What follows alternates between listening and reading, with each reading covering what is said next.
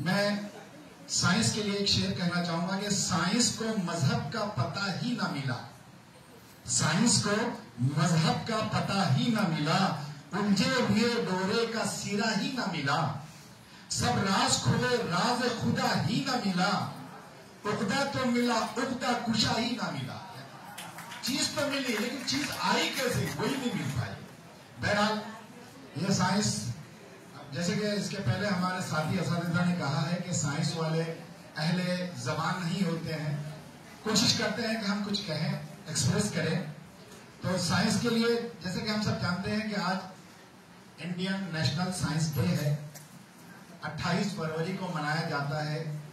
मैं कुछ साइंटिस्ट जो अपने इंडियन साइंटिस्ट, ग्रेट साइंटिस्ट गुजरे हैं, उनके लिए आज खिराज तहसीन पेश करना चाहता हूं। सबसे पहले सर जगदीश चंद्र बोस, ये अपने इंडिया के फिजिसिस्ट थे, जिन्हें father of modern Indian physics कहा जाता है। Second, doctor Homi Jehangir Bhabha, the father of Indian nuclear program. Sir Mokshagundam Visvesvaraya, the father of Indian engineering. Vikram Ambalal Sarabhai, the father of Indian space program. Chandrasekhara Venkata Ramana, you know about the C.V. Raman effect. This scientist is a single scientist who get Nobel Prize of the Physics. अकेले साइंसदान ऐसे हैं doctor C.V. Raman जिनको Nobel price मिला है, आज तक किसी को नहीं मिला। Then after doctor APJ Abdul Kalam, the missile man of India. Second, doctor Khurana, the inventor of anticoagulants. Dr. Shriram Baburao Bhoje, the nuclear scientist.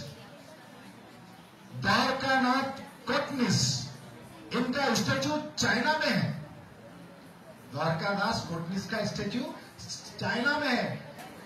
He is a great scientist, great physician. तो doctor Raj Reddy, the latest one, it is the great scientist of AI, artificial intelligence के लिए दुनिया में Indian scientist का जो नाम लिया जाता है डॉक्टर राज रेड्डी का लिया जाता है। इन तमाम साइंसदानों को हम तमाम साइंस और टीचर्स की तरफ से कोटि कोटि नमन प्रणाम। इसी के साथ ही मैं अपनी दो बातें खत्म करता हूं। तो ऑर्गेनिक तुझे हुआ क्या है, ऐ दिल ऑर्गेनिक तुझे हुआ क्या है, आखिर इस रिडक्शन की वजह क्या है, आखिर इस रिडक्शन की वजह क्या है। हम भी रखते थे वैलेंस शेल, हम भी रखते थे वैलेंस शेल। प्रोटॉन से इलेक्ट्रॉन को, प्रोटॉन इलेक्ट्रॉन से पूछता क्या है। हमको ही इस बॉन्डिंग की, हमको थी इस बॉन्डिंग की उम्मीद, जो नहीं जानते हमारी वैलेंसी क्या है। खुदा हाफिज़। C.V. Raman के बारे में, Chandrasekhara Venkata Raman. Raman was born to a family of Sanskrit scholars. He was a Sanskrit scholars in a Trichy, present day Tiruchirappalli, 1888. I'm telling about Raman, उसकी फैमिली का background और उसके बारे में थोड़ा सा 2 मिनट बता रहा हूँ। और वो क्या थी एक्चुअली, उनकी डिग्री क्या है। At the age of only 16, he received a BA degree. What a BA degree from Presidency College in Madras. While studying for his MA degree, he got published in Philosophical Magazine. This was the first research paper ever published in Presidency College. 1907. He got married and settled down in Calcutta as an assistant accountant general. अब बताइए कि MA degree लेने के बाद और वो एक दफा England से लौट रहा था। इंग्लैंड से लौटते हुए उसने मेडिटेरियन सी में देखा कि पानी ब्लू है। पानी ब्लू क्यों है? ऊपर स्काई का रिफ्लेक्ट बता रहे थे कि स्काई का रिफ्लेक्ट हो रहा है, स्काई का शेडो आ रहा है ब्लू। लोग बोलते थे, लेकिन उसने वहां से सोचना शुरू किया और लास्ट 1930 को उसको नोबेल प्राइज मिला इसी पर, और उसी नाम से रमन इफेक्ट से जाना जाता है। यानी एक एमए डिग्री परस्यू करने वाला साइंस की नॉलेज जाहिर सी बातें रखता होगा, लेकिन एक एमए डिग्री और उसके बाद वो लौट रहा था, उसके एक मन में सवाल पैदा हुआ कि ये पानी ब्लू क्यों है, और वो उसकी सोच इतनी दूर तक गई कि उसने नोबेल प्राइज जीत लिया।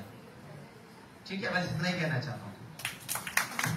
All around, atoms and molecules dance and play. Forces of nature shapes our day. Gravity pulls us down to the ground, while electricity sparks all around. In every breath, in every sight, science is working day and night. From the sun's warm rays to the stars up high, science helps us understand and wonder why. So let's explore, let's discover and learn the secrets of science and the wonders of world. In the world of science, we find our way to the brighter tomorrow starting today.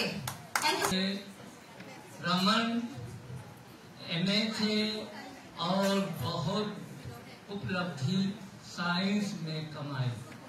तो ये कोई जरूरी नहीं है कि जिस field का जो हो उसी फील्ड में अच्छा करे। साइंस का डेफिनेशन जो है किसी भी शय का तज्जियाती मुताला, ये फिजिक्स, केमिस्ट्री, मैथ्स के लिए है और बायोलॉजी के लिए है अपने अराउंड में जो भी शक्तिशाली चीजें हैं उनका मुताला करना। नोबेल प्राइज बहुत अच्छा लगता है, लेकिन उसके पीछे का बैकग्राउंड किसी को मालूम है? उसने डायनामाइट बनाया था, पहाड़ों को उड़ा देना, और वो इस्तेमाल हुआ था फर्स्ट विश्व युद्ध में। लाखों लोग मारे गए थे और अखबार में आता था the merchant of death died, और उसने पढ़ा तब कहा कोई अच्छा काम कर ले। तो ये जो मास डिस्ट्रक्शन है, ये साइंसदानों को इस पर कुछ भी नहीं करना चाहिए।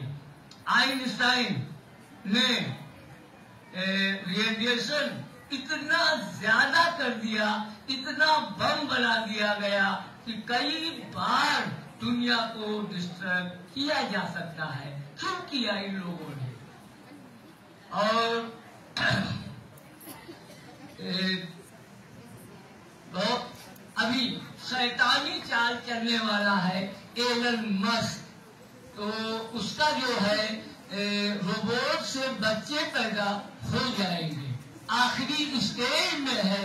तो देखिए ये शैतानी कारनामा साइंसदानों का। Thank you. शाळा गुणवत्ता मूल्यांकन आणि आश्वासन आराखडा स्काफ परिशिष्टे 1 ते 8। स्कॉफचं फुल फॉर्म आहे, कोण सांगेल का? काल मॅडमने सांगितलेलं आपल्याला स्कॉफचं फुल फॉर्म काय आहे? SQAAF। याचं फुल फॉर्म काय आहे? कोण येऊन सांगू शकेल का मला?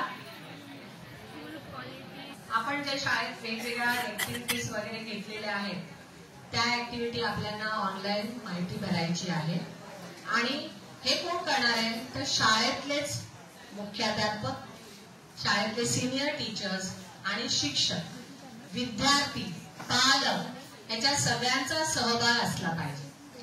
आपली शाळा आहे, आपण नंबर 1 लिहून टाकू असं नाही, आणि त्याच्यात ऍश्युरन्स असलं पाहिजे। म्हणजेच काय? पुरावे, आश्वासन, ओके, येस, पुरावे देखील असले पाहिजे। आतापर्यंत आपण बरेच ऍक्टिव्हिटीज घेतो, मुलांना पण इन्क्लूड करतो, कधी कधी पालकांना पण घेतो। आपण जसं पालक सभा घेतो, मुलांच्या ऍक्टिव्हिटीज घेतो, सगळं असतं, पण आपल्याकडे लेखी नसतं काही गोष्टी। पण या स्टॉक मध्ये त्याचे आपल्याला पुरावे पण द्यायचे आहेत, आणि जर आपल्याकडे पुरावे असतील तर आपण त्याला मार्क द्यायचे आहेत। असं आहे स्टाफ। आता थोडस रिव्हिजन म्हणून मी काही प्रश्न विचारते. आपले NEP 2020 मध्ये शिक्षणाचे स्तर ठरवलेले आहेत. ते काय आहेत? किती स्तर ठरवलेले आहेत? मोठ्याने बोला. बरं, कोणते कोणते?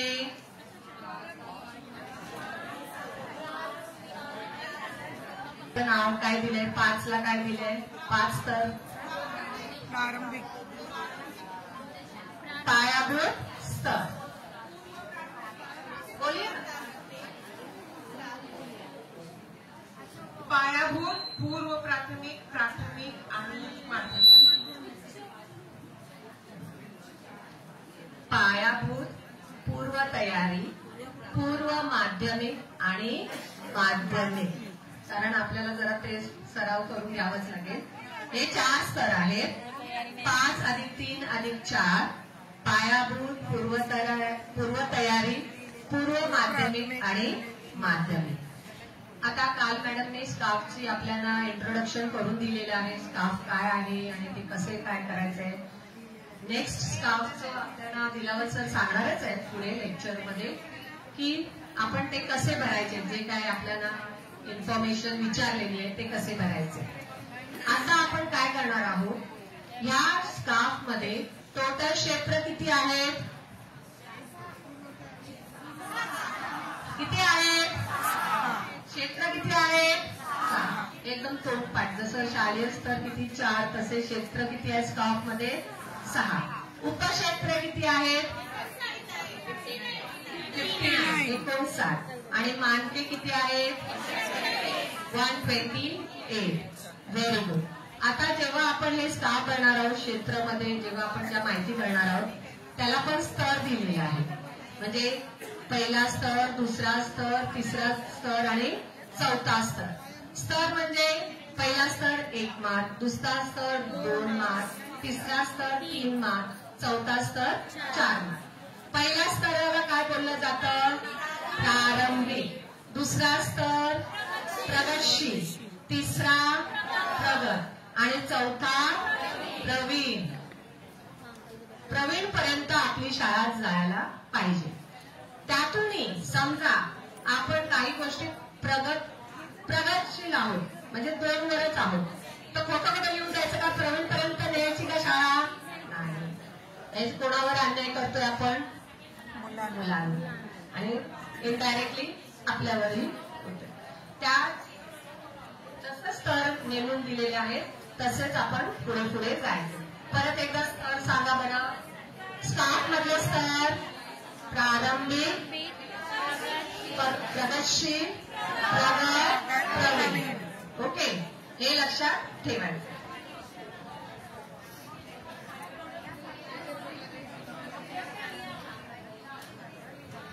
आता स्काफ कोणीतरी वाच. अंमलबजावणी,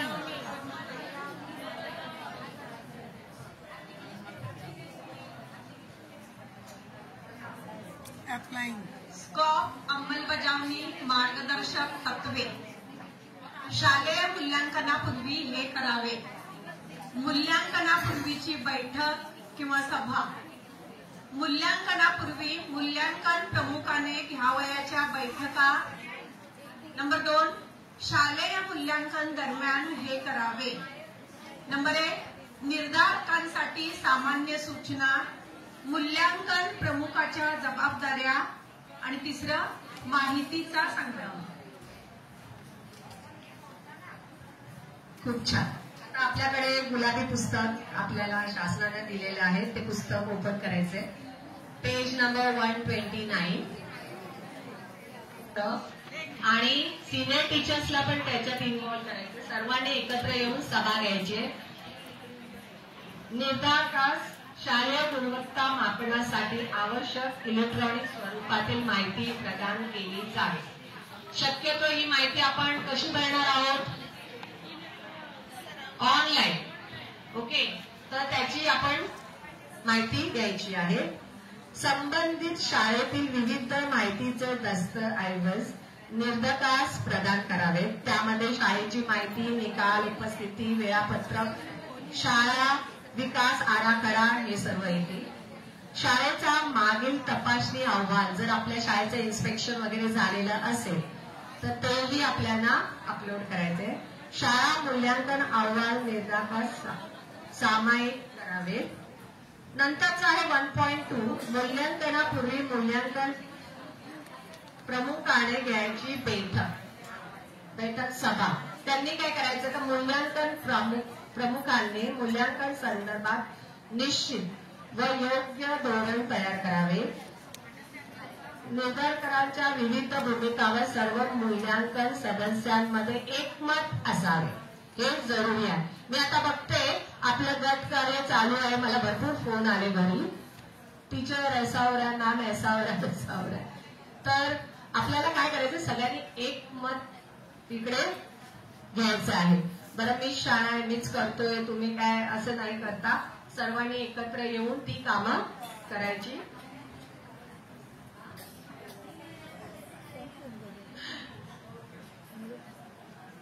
पान नंबर 130 शालेय मूल्यांकन दरम्यान पहिला आहे 130 पेज नंबर 130. 2.1 निर्धारकांसाठी सामान्य सूचना. आता जो असेसर करतोय जो डिसाइड करतो या सगळ्या गोष्टी त्याने काय करायचं तर मोबाईल फोन सायलेंट मोडवर ठेवणे. शाळेतील सर्व कर्मचाऱ्यांशी तुमची चर्चा उद्दिष्टपूर्ण असावी. प्रत्येक शालेय कर्मचाऱ्यांशी झालेली चर्चा गोपनीय ठेवा. This is very very important. Confidential असावी. शाळेशी जी पण निगडीत जी पण काही माहिती आहे ती शक्यतो कॉन्फिडेन्शियल असावी. मूल्यांकन प्रमुखाने सर्व सदस्यांचे विचार विनिमय करून निर्णय घ्यायचा आहे जसं मी आधीच बोललेली आहे. 2.2 आहे मूल्यांकन प्रमुखाच्या जबाबदाऱ्या. संघातील सर्व सदस्यांचे मैत्रीपूर्ण संभाषण असावे. फ्रेंडली कॉन्व्हर्सेशन असलं पाहिजे. सर्व आवश्यक बैठका नियोजित वेळेत पूर्ण करावेत. सभे दरम्यान वाद निर्माण होऊ नये त्यासाठी दक्षता घ्यावी. आपण घेतोच ती दक्षता. नंतर आहे 2.3 माहिती संग्रह डाटाबेस. पुढील मूल्यांकन कार्याकडे जाण्यापूर्वी आधीच्या मूल्यांकन घटकाच्या सर्व माहितीचे पुनरावलोकन करावे. निरीक्षण मुलाखत आणि विश्लेषणानंतर लगेच मूल्यांकन घटकावर अभिप्राय निश्चित करावे. म्हणजे आपल्याला 3 प्रकारचं स्कॉफ मध्ये सूत्र दिलेले आहेत. ते आहे निरीक्षण मुलाखत आणि कागदपत्र. निरीक्षण म्हणजे काय आता तुम्हाला काय वाटतं याच्यात काय असेल. निरीक्षण तुमच्याकडे लेसन ऑब्झर्वेशन होतं का होतं ना. तर लेसन ऑब्झर्व करताना काय करता तुम्ही काय म्हणजे तुमच्या शाळेत कशी अंमलबजावणी केली जाते. पाठ निरीक्षणाचे कोणी काय सांगेल. टीचिंग हेड येतात आणि विषयांबरोबर त्यांना शिक्षकांची नावे दिली जातात. भरपूर आमच्याकडे जरा स्टाफ जास्त असल्यामुळे शिक्षकांची नावे दिली जातात. त्यांनी ऑन द स्पॉट जायचं वर्गात आणि लेसन ऑब्झर्व करायचंय. म्हणजे असं नाही की मी येणार आहे तुमच्या वर्गावर असं पण न सांगता जायचंय. गपचूप मागच्या बेंचवर बसायचं आणि शिक्षक आपला आणि काही शिकू द्या. जर त्याला क्वेश्चन आन्सर्स देत असेल काही असेल असं नाही अरे बापरे शिक्षकाने घाबरत. याचा हेतू हे नाहीये की शिक्षकाने घाबरून थंड व्हायचंय मुलांवर काय शिकवलेलं ना आठवण येते तुला असं नाही करायचंय. त्यांचा हेतू ते नसतं. त्यांचं तेच आहे. मॅडम बरोबर बोलले आपलं इंटरॅक्शन किती आहे मुलांबरोबर. मुलं आनंदाने ऐकतायत की नाही. मुलांचं लक्ष आहे की नाही. नसेल लक्ष तरी चालेल पण मुलं आहेत ना वर्गात. आता हल्ली आपल्याला तेच बघायचंय मुलं आहेत का वर्गात. मुलांची संख्या कमी होत चालली आहे. करेक्ट. आपला हेतू काय आहे शाळा टिकवायची आहे. स्टाफचा हेतू पण तेच आहे. हे सगळं केल्यानंतर आपली शाळेचं जे विद्यार्थीची गळती आहे ती थोडी कमी करायची आहे. आणि जर गळती कमी झाली तर शिक्षक पण टिकतील शाळेत आणि शिक्षक टिकले तर शाळा टिकते. हे सगळं पाहिल्यानंतर त्यांनी पण हे निरीक्षण केल्यानंतर या सगळ्या गोष्टी त्यांनी तयार केलेल्या आहेत. तर आता जसं मी बोलले की भारतीय शिक्षण व्यवस्थेचं पुनरुज्जीवन करण्याचं ठरवलेलं आहे आणि हे राष्ट्रीय शैक्षणिक धोरणाचं उद्दिष्ट आहे. या धोरणामध्ये प्रत्येक विद्यार्थ्यांच्या क्षमतांची वृद्धी आणि अध्ययनासाठी म्हणजे शिकवण्यासाठी बहुआयामी अशा प्रकारचा दृष्टिकोन वाढण्याच्या गरजेवरती जोर देण्यात आला. आता आपल्या दृष्टीने म्हणजे आतापर्यंत आपण असा विचार करत आलेलो आहोत, शिक्षण म्हणजे फक्त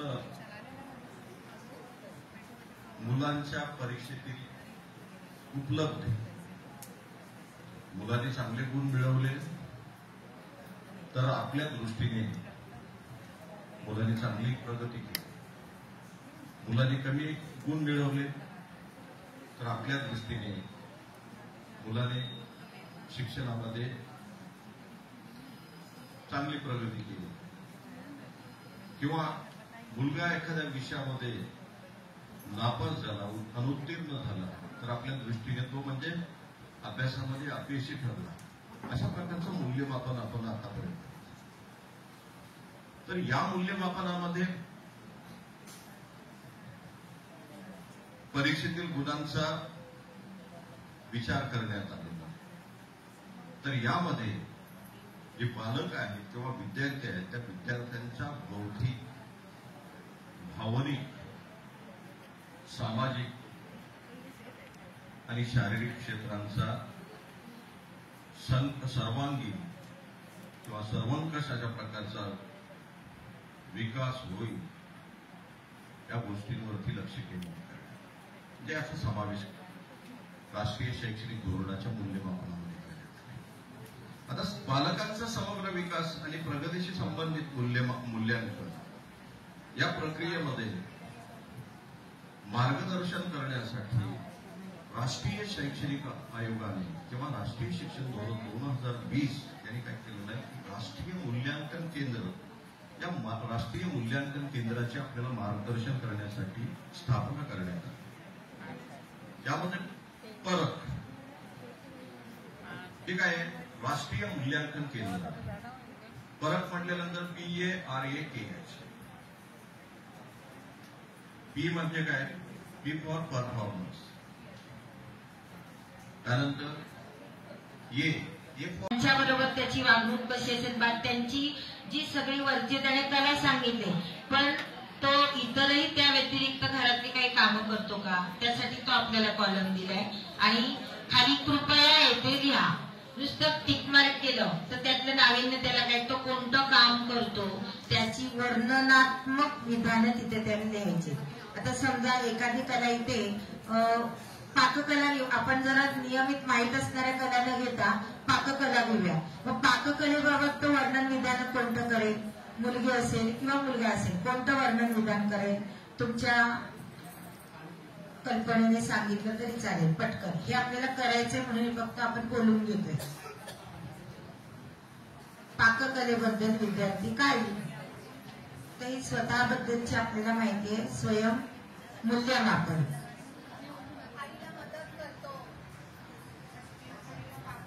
पाककला शब्द आहे, नुसती मदत येईल का? हा, छान, बरोबर आहे. तर एखादी मुलगी खरंच आईला पीठ मळायला मदत करत असेल तर ते देऊ शकते. भाजी चिरायला मदत करतो, भांडी घासतो, किती कामं आहेत आपली, नियमित कामं आहेत ती सगळी. मग या कामांचं आपल्याला त्याचं स्वयंमूल्यमापन इथे येईल. किंवा आता त्याच्याही पेक्षा एखादा विद्यार्थी आपण म्हणतो ना खूप स्कॉलर येतो, तर त्याला आणखी कामं येत असतील तर त्यासाठी पण त्याला तिथे इतर एकापेक्षा जास्त पर्याय निवडू शकता म्हणून जागा दिली. नेक्स्ट. तर भाग अ मध्ये आतापर्यंत प्रगती पुस्तकाचा आपण भाग 1 पाहिला, आता भाग अ 2. आता इथे मी व माझा परिसर यामध्ये विद्यार्थ्याला स्वतःचा फोटो आहे, घराचा आपला पत्ता. मगाशी मॅडमने एक अनुभव सांगितला, एका विद्यार्थ्याला फोन नंबर सांगता येत नव्हता आहे.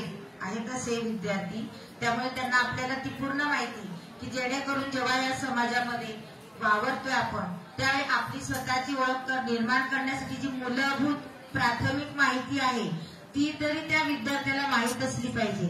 स्वतःचा फोन नंबर, घरचा पत्ता. बरेच जण आपण पत्रलेखन दिल्यानंतर मुलांना घरचा पत्ता व्यवस्थित लिहिता येत नाही, कितीदा त्यांना सांगावं लागतं. त्यासाठी प्रत्येक इयत्तेमध्ये पत्रलेखन सुद्धा आहे. मराठीच्या प्रथम ज्यांची मराठी भाषा आहे बघा, 5वीला आहे बाईन्स पत्र, प्रिय बाईन्स असं आहे, 6वीला वडिलांस पत्र आहे. पण तरी सुद्धा विद्यार्थ्यांना ते लिहिता येत नाही. त्यासाठी आपल्याला कदाचित हा अतिशय सुंदर भाग दिलाय. खाली आपल्याला दिलाय आता कुटुंब. कुटुंब म्हणजे कुटुंबामध्ये त्याच्या किती सदस्य आहेत, केवळ सदस्यांवर नाही. जेव्हा तो शाळेत येतो, शाळेमध्ये वर्गात बसताना त्याला किती मित्र मैत्रिणी आहेत त्यांची सुद्धा नावं त्यांनी इथे लिहायची आहेत. आणि महत्वाचं पुढे खाली दिलं, मोठे होऊन मला टिंबटिंब व्हायचे आहे. विद्यार्थी आपण पण स्वतःला ज्या ज्या वेळी आपण ज्याच्या कर्तृत्वाने भारावून जातो म्हणजे आपल्याला खूप छान वाटतं. आता एखाद्या मुला तर त्या इथे समग्र प्रगती पत्रकामध्ये आपल्याला सरांनी सांगितलं तसं एका वर्षामध्ये त्या विद्यार्थ्याचे 2 होणार आहेत. मग तिथे पहिल्या याच्यात तो त्याला जे वाटतं ते लिहू शकेल. 6 महिन्याने जर त्याचं मत बदललं असेल तर तेही उत्तर तिथे. एखादा डॉक्टर लिहून, एखादं वेगळं कार्य कोणतं त्याला करायचं, समाजसेवक लिहू शकेल. कोणतंही कार्य इथे विद्यार्थी स्वतःच्या आवडीचं निवडू शकतात. पुढे आहे माझा आवडता. या माझा आवडता मध्ये पण किती विषय दिले एकूण 6 आणि 6 मध्ये 6 जे विषय म्हणजे रंगापासून रंग, अन्न पदार्थ, मग पाहिल्यानंतर काय समग्र हा शब्द का वापरलाय. समग्र हा संपूर्ण माहिती आहे आणि ही संपूर्ण माहिती त्याला ही झाली आता स्वतःची. नेक्स्ट भाग 2 मध्ये आपल्याला अभ्यासक्रमाची ध्येय, उदाहरणार्थ आता पहिलं CG1 मध्ये शारीरिक विकास जे क्षेत्र आहे त्याच्यामध्ये पहिलंच ध्येय दिलंय की पालक त्यांना निरोगी आणि सुरक्षित ठेवण्याच्या सवयी विकसित करतात. मग त्यामधून त्याची कोणती समस्या विकसित होईल. जबरदस्त अशा प्रकारचा व्हिडिओ बनवतो. त्यांनी काय करायचं, 5 दिवसाचा जो आपला व्हिडिओ असणार आहे शेवटच्या प्रोग्राम पर्यंत, सर्टिफिकेट घेईपर्यंत, समारोप होईपर्यंत पहिल्या दिवसापासूनचे फोटोज व्हिडिओज कलेक्ट करून त्यांनी एक चांगला सुंदरसा व्हिडिओ तयार करायचा आहे. मला काही नमुने एक ग्रुपवरती मी टाकतो. असे सुंदर व्हिडिओज आपल्याच पैकी शिक्षकांनी काय केलेले. आम्ही जेव्हा विभागाच्या ट्रेनिंग लावतो तेव्हा बघून पाठवलेले अतिशय सुंदर व्हिडिओ. प्रत्येकाने काय करा, फोटोज काढा, व्हिडिओज काढा. हे फोटोज तुम्ही काय करा, ग्रुपवरती पाठवा आणि त्याच्यातले आम्ही सिलेक्टेड चांगल्या जे फोटोज आहेत ते वरती विभागाच्या होणारे संगत कोण एकरूप असतात.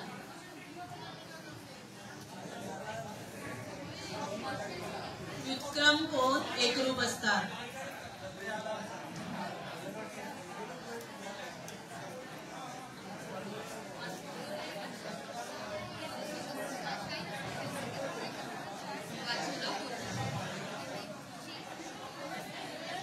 दोन समांतर रेषांना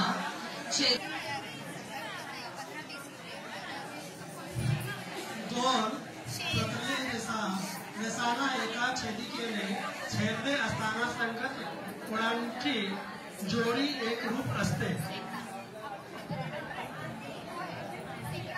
व्युत्क्रम कोणांची जोडी एकरूप असते. रेखा व छेदिकेमुळे होणारा कोणांचा समांतर रेषा कशाला म्हणतात. दुसरा प्रश्न आहे, समांतर रेषा व छेदिकेमुळे होणारे कोणांचे प्रकार सांगा. अध्याय निष्पत्ती. दैनंदिन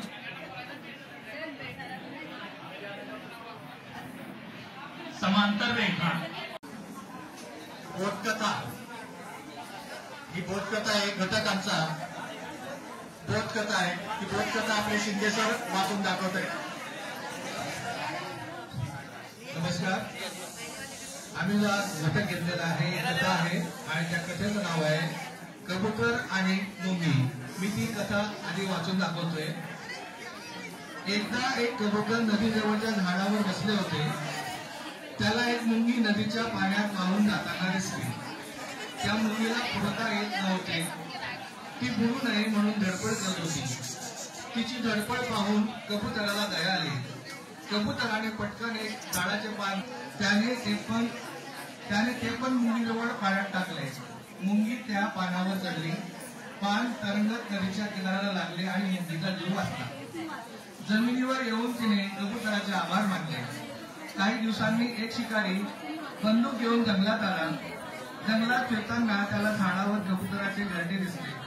कबूतर आपल्या लहान मुलांशी खेळण्यात मग्न होते. त्याचे लक्ष शिकाऱ्याकडे नव्हते. शिकाऱ्याने हळूच बंदूक वर काढून कबुतराला मारण्यासाठी नेम धरला. पण मुंगीने त्याला असे करताना पाहिले आणि कबुतराला वाचवण्यासाठी शिकाऱ्याला जाऊन पायावर काढून चालवले. शिकारी कळवळला आणि त्याच्या गोळीचा नेम चुकला. पायाची आग थांबवायला तो खाली बसून पाय ठेवू लागला. पण तेवढ्यात बंदुकीच्या आवाजाने कबूतर सावध झाले आणि उडून गेले. अशी आमची ही बोधपर गोष्ट आहे आणि तिच्यावर आम्ही घटक काढलेले आहे. आम्ही आमच्या घटकाचं ध्येय आहे कल्पना सुसंगतपणे समजून घेण्यासाठी आणि संवाद साधण्यासाठी संयुक्त वाक्यरचना वापरून मौखिक भाषा कौशल्य विकसित करतो. कल्पना सुसंगतपणे समजून घेण्यासाठी आणि संवाद साधण्यासाठी संयुक्त वाक्यरचना वापरून मौखिक भाषा कौशल्य विकसित करतो. वर्गात वाचलेल्या साहित्यातील मूळ कल्पनांचा विस्तार करतो आणि सारांश लावतो. अध्ययन निष्पत्ती गोष्ट लक्षपूर्वक ऐकतो, आशय समजून घेतो, कथेला योग्य ते शीर्षक देतो, कथेवरून तात्पर्य बोध घेतो. आशय कथेचा आशय समजून तात्पर्य जाणणे. या कथेवरून काही स्तर काढलेले आम्ही उद्देश आणि प्रकार. प्रश्न प्रकार. पहिला प्रकार आहे LOT वस्तुनिष्ठ. तुला माहीत असलेल्या 4 प्राण्यांची आणि पक्ष्यांची नावे सांग.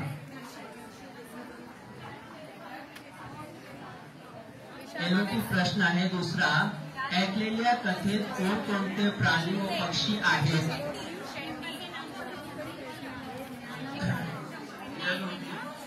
वस्तुनिष्ठ कबूतर कुठे बसले आहे.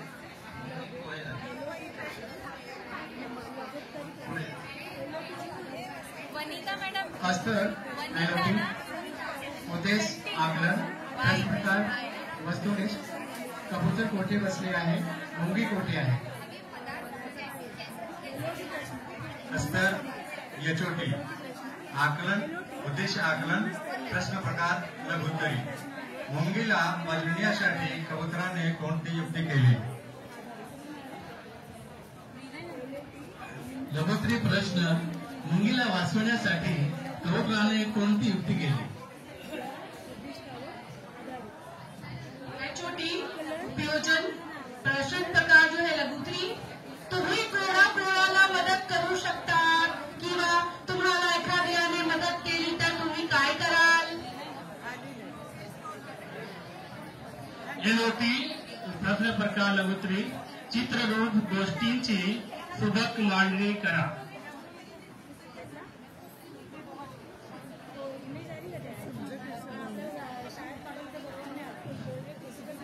HOT मूल्यांकन आधारित प्रश्न आहे लघुत्तरी. गोष्टीला नाव सुचवा व या गोष्टीचे तात्पर्य सांगा.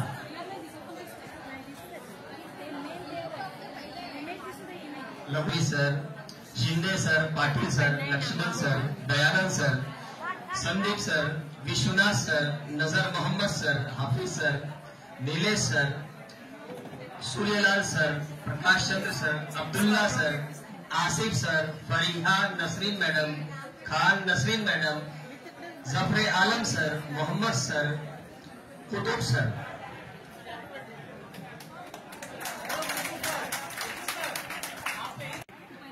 उड़ान इसमें 5 जो स्ट्रेंजर पढ़ के सुनाता हूँ मैं और उसके बाद हमारे चार्ट के ऊपर आ जाऊंगा. और मेरी इच्छा है कि आप लोग भी इसमें थोड़ा साथ में सहयोग दें। और मेरे पीछे आप उसको रिपीट कर सकते हैं।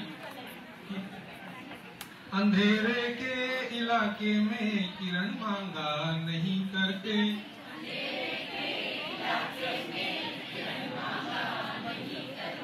अंधेरे के इलाके में किरण मांगा नहीं करते,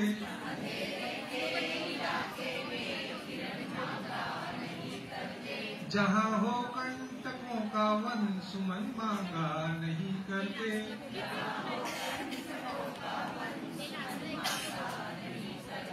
जिसे अधिकार आदर का झुका लेता स्वयं मस्तक,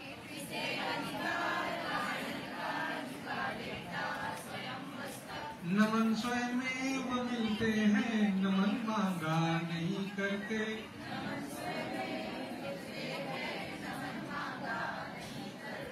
परों में शक्ति हो तो नाप लो उपलब्ध नभ सारा,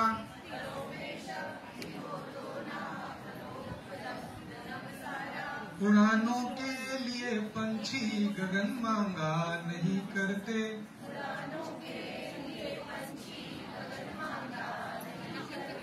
जिसे मन प्राण से चाहा निमंत्रण के बिना उसके,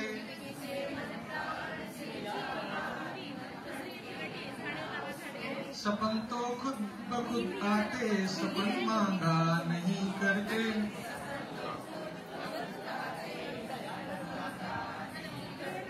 जिन्होंने कर लिया स्वीकार पश्चाताप में जलना,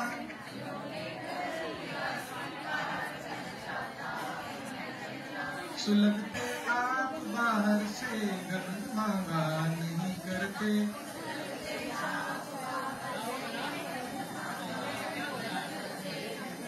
धन्यवाद।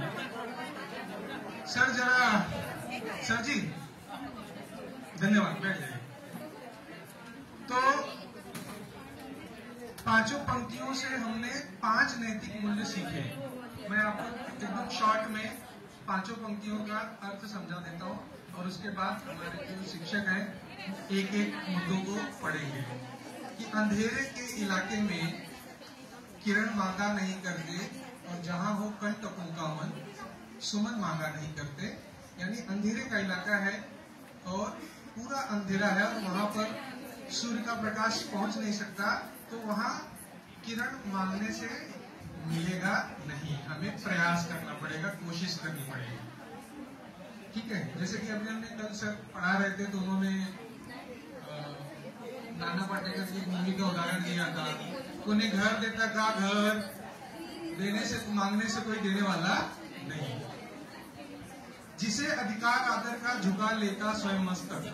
तो जिसको आदर मिलना है वो उसके कर्मों से मिलेगी, उसके विनम्रता से मिलेगी, आदर मांगने से मिलने वाला नहीं। परों में शक्ति हो तो, यहाँ पर हौसले की बात है। जहाँ अगर आप में हिम्मत है, हौसला है, तो आप पूरे नभ को नाप सकते हो। नभ में उड़ने के लिए गगन जो है वो मांगना नहीं है। जिसे मन प्राण से चाहा निमंत्रण के बिना उसके, सपन तो खुद ब खुद आते, सपन मांगा नहीं करते। जिसको हम जी जान से जिसकी हम इच्छा करते हैं उसके सपने अपने आप हमें आते हैं। सपने देखने के लिए हमें सपने मांगना नहीं पड़ता। और अंतिम पंक्ति है कि जिन्होंने कर लिया स्वीकार पश्चाताप में जलना, सुलगते आप बाहर से अगन मांगा नहीं करते। यानी जिन्होंने अपनी गलती को स्वीकार कर लिया है वो पश्चाताप की आग में खुद ही जलता है, उसके लिए अगन की जरूरत नहीं होती। तो अब एक एक करके हमारे शिक्षक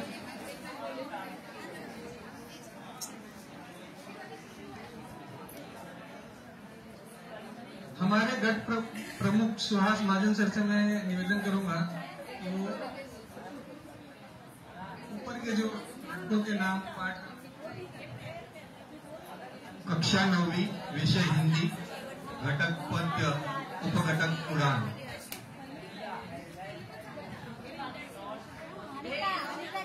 उड़ान इस गजल के माध्यम से छात्रों में मानवीय मूल्यों जैसे स्वाभिमान, विनम्रता, दूरदृष्टि व बुलंद हौसलों आदि गुणों का विकास करना। क्षमता, कविता की पंक्तियों का वाचन कर उसमें निहित भावनाओं को पहचानता है, इसे नियंत्रित करने के लिए सचेत प्रयास करता है। अध्ययन निष्पत्ति पूछे गए प्रश्नों के उत्तर देता है, कठिन शब्दों का अर्थ बताता है, कविता आरोह अवरोह में गाता है, विभिन्न मूल्यों को समझाता है। मूल्यों का जीवन में उपयोग करता है, स्वाभिमान का महत्व समझता है। विनम्रता से सम्मान मिलना समझता है, हौसले से मंजिल मिलना जानता है।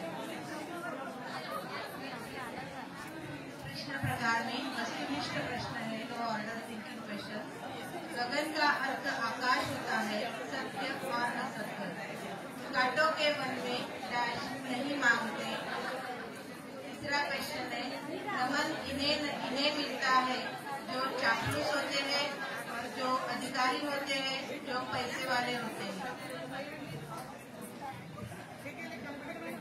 विषय हिंदी, उपघटक उड़ान। इस पद्य के आधार पर हम लोगों ने जो सारे लब को कौन नाप सकता है। तीसरा, कवि ने कौन से गुणों का वर्णन किया है।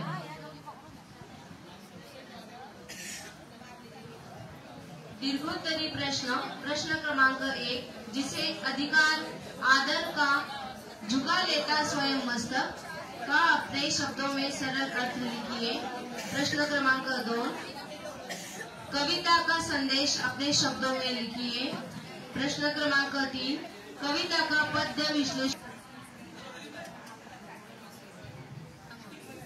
त्यामध्ये ज्ञान, आकलन हे आपल्याला इथे लिहायचं, उपयोजन ते नाही लिहिलंय बघा, दिसते का आपल्याला? आणि जसे तसे प्रकार टाकले तसा पुढे आपल्याला महत्व समजणे। क्षमता,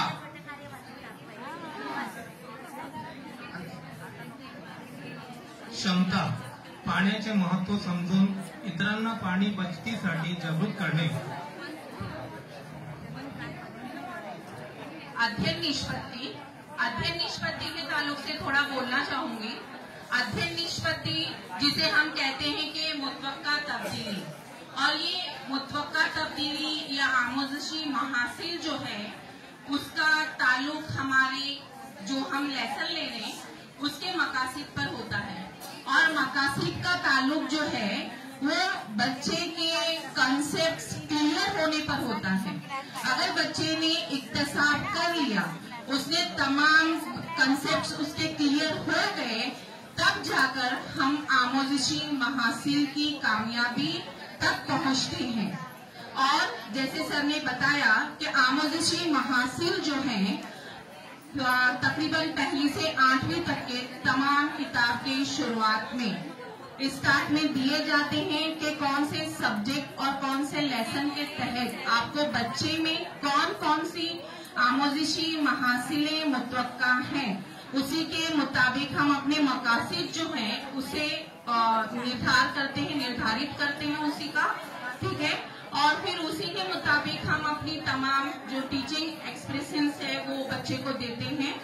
आप यहाँ पर और उसमें 2 बातें 3 और कुछ बोलना चाहूंगी कि अध्ययन निष्पत्ति जो होती है शुरुआत में वो 3 अददों पर मुनहसिर होती है, जिसमें पहला अदद जो होता है वो क्लास को बताता है कि बच्चे की क्लास कौन सी है, वर्ग कौन सा है। दूसरा जो अदद है वो सब्जेक्ट कोड होता है, और तीसरा जो अदद है वो अध्ययन निष्पत्ति यानी कि आमोजशी महासिल जो है वो होता है, ठीक है। फॉर एग्जाम्पल अगर यहाँ पर हम अध्ययन निष्पत्ति ले रहे हैं, ये 8th स्टैंडर्ड का है, तो ये पहला जो नंबर होगा वो 8 होगा। सेकंड साइंस सब्जेक्ट महाराष्ट्र का एसएससी बोर्ड का जो कोड है वो 72 है, 72 होगा। उसके बाद में तीसरा नंबर जो होगा वो अध्ययन निष्पत्ति पर होगा। तो हमारा जो लेसन है पानी, उसकी अध्ययन निष्पत्ति है पाणी कुठून मिळते ते सांगतो, पाण्याचे स्रोत जाणतो। पाण्याच्या स्रोत जाणतो। परिसरातील पाण्याचे महत्व। मानवी जीवनावर पाण्याचे बचतीचे होणारा चांगला परिणाम जाणतो. जागतिक स्तरावरील पाण्याची समस्या जाणतो. पाण्याचे बचतीचे महत्व सांगतो. तसेच पाण्याची अवस्थाही सांगू शकतो. विद्यार्थ्याला जर आपण पदार्थाच्या अवस्था विचारल्या तर तो लिक्विड वॉटर आहे किंवा त्याची अवस्था पण सांगू शकतो, किंवा पाण्याचा रंग सुद्धा तो सांगू शकतो, टेस्ट सांगू शकतो.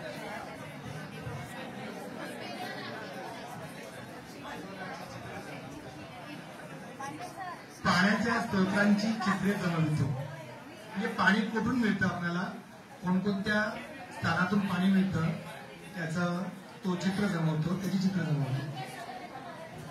These are the learning outcomes of पानी, वाटर कंजर्वेशन. नाउ अब जो है नहीं है ना सर, या विषयावर आधारित तयार केलेले लोअर ऑर्डर थिंकिंग क्वेश्चन्स आहेत. मी मॅडमकडे देतो.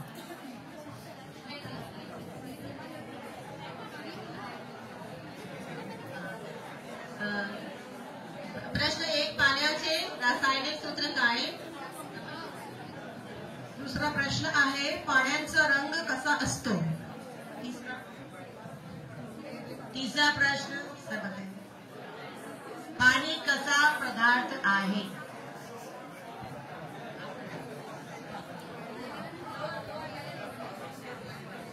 लोअर क्वेश्चन, आपल्याला पाणी कुठून मिळते? आपको पानी कहाँ कहाँ से मिलता है? इसके बाद बारी आती है, आप पानी कहाँ जमा करके रखते हो? मुझे कोई बताएगा या पानी कहाँ जमा करके रखते हैं? वेरी गुड मैडम, बताइए किन कौन कौन सी चीजों में? Bucket, very good, very good, very good. तो पानी जमा हम लोग घर में, बकेट में, टैंक में, सभी चीजों में करते हैं. इसके अलावा इसके बाद लघु उत्तरी प्रश्न तैयार किए गए हैं. कौन है मैडम? मैडम लीजिए ना.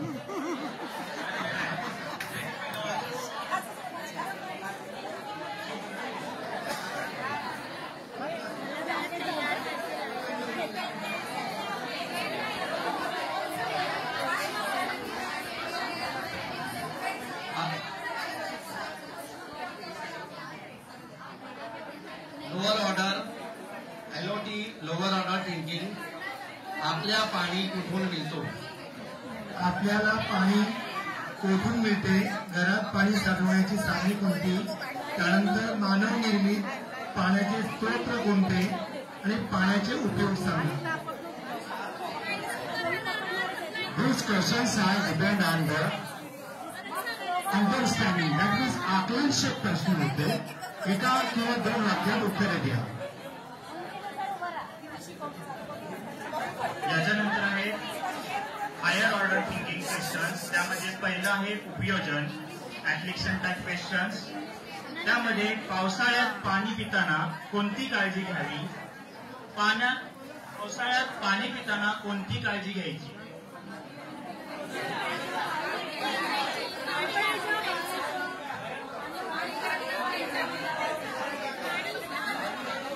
उघड्यावर पाणी का पिऊ नये? त्यानंतर आहे विश्लेषणात्मक प्रश्न. पाणी शुद्ध कसे केले जाते? पाणी अशुद्ध होण्याची कारणे कोणती? दूषित पाण्यामुळे कोणते आजार होतात?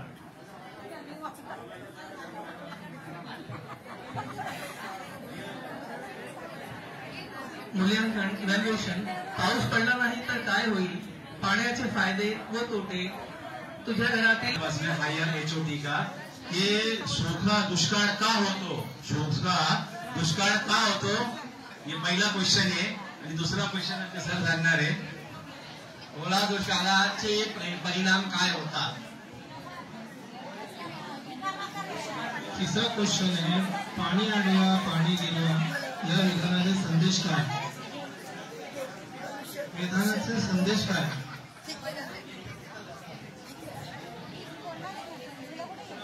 शेवटचा आहे, आम्ही निर्मित केलेले प्रश्न आहे. न्यूली न्यूली कंस्ट्रक्टेड नवनिर्मित प्रश्न है। पहला प्रश्न है विद्यार्थ्यांना विचारायचा, बच्चों से तलबा से पूछने के लिए जो पहला सवाल है, we have to ask the question to the students. पाण्याच्या स्रोतांच्या चित्राचा संग्रह करून त्याची माहिती मिळवा। यानी पानी के जराये के तस्वीरों को जमा कीजिए और उसको इकट्ठा कीजिए।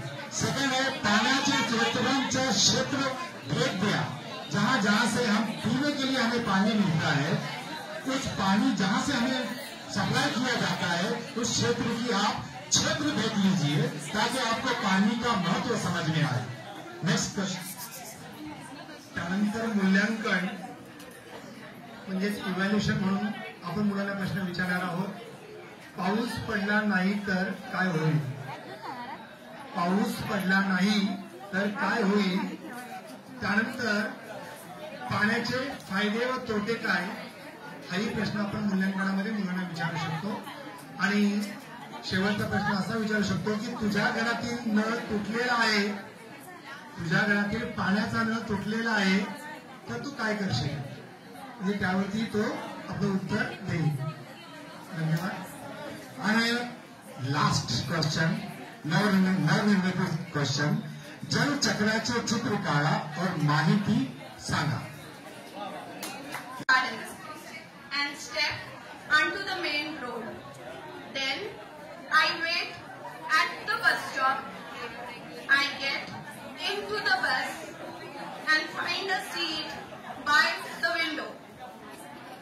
The bus goes over the bridge and under a flyover before stopping in front of my school gate.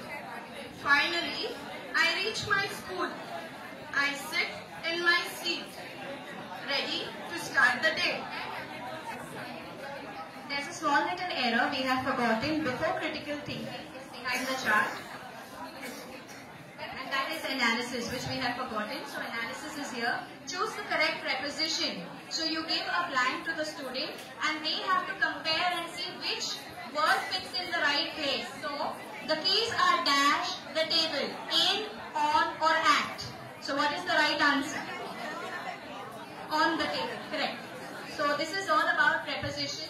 First, after you teach, the child needs to know what a preposition is. So we all know that preposition tells us a relation between the noun, okay, with the other words in the sentence. Once they know that in knowledge, then you can proceed in asking the further questions. That is the further sentences or the further fill in the blanks that you give them in applicative, and then further you proceed with critical thinking. Okay, that is done. And the names of Sweden, Magnet, Maria, Dina, Lutz, Kirti, Mukashi and Pratibha. Michael high school कुठला? आजचा चौथा दिवस आहे। आमच्या या गटकार्याचं मुख्य ध्येय आहे महाराष्ट्रात असणाऱ्या अनेक अन्यायी राज्य सरकारांना उलथवून टाकणाऱ्या युगप्रवर्तक राजा श्री छत्रपती शिवाजी महाराज यांच्या कार्याचा व स्वराज्य स्थापनेच्या इतिहासातील घटनांचा ऐतिहासिक संदर्भाच्या मदतीने शोध घेणे क्षमता आहे। यामधील क्षमता आहे स्वराज्य निर्मितीचे आकलन करून घेताना छत्रपती शिवाजी महाराजांच्या उदयापूर्वीच्या भारताची व महाराष्ट्राची परिस्थिती समजून देशाचा इतिहास जाणून घेतो।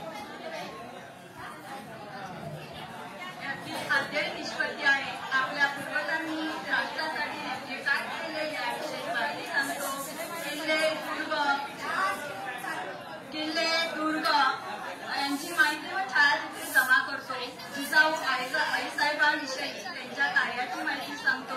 शिवरायांचे सहकारी त्यांची माहिती सांगतो। सोहळा देतो। इयत्ता 7वी विषय इतिहास गटात स्वराज्य स्थापना। आप सबको हमने गौर से सुना था, आप भी सुनिए। उद्दिष्ट ज्ञान, प्रश्न स्तर LOT, प्रश्न प्रकार वस्तुनिष्ठ।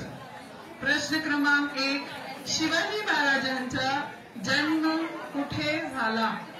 प्रश्न क्रमांक 2.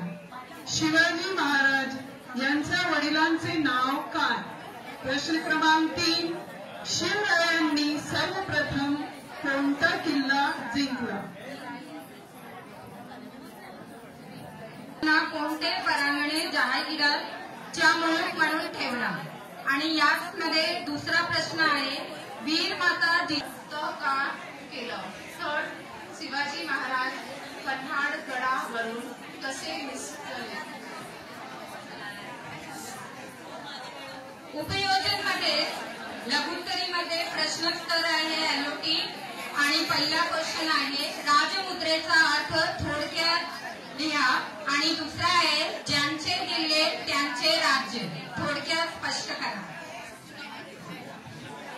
उद्दिष्टांमध्ये विश्लेषण मूल्यांकन. छोटे प्रश्न आहे दीर्घोत्तरी. शिवरायांना रयतेचे राजे असे का संबोधले जाते?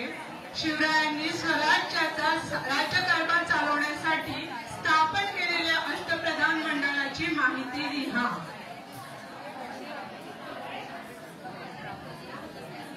उद्दिष्ट आहे नवनिर्मिती. प्रश्नस्तर आहे LOT आणि प्रश्न प्रकार आहे लघुत्तरी. शिवकालीन शेतीविषयक धोरण स्पष्ट करा.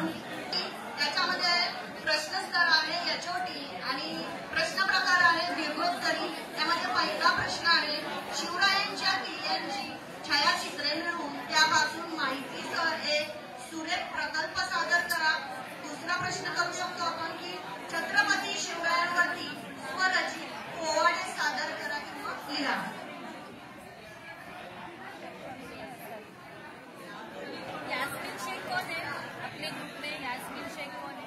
जय शिवाजी, जय शिवाजी, छत्रपती शिवाजी महाराजांचा विजय असो, विजय असो. एक पोवाडा सादर करते छोटासा.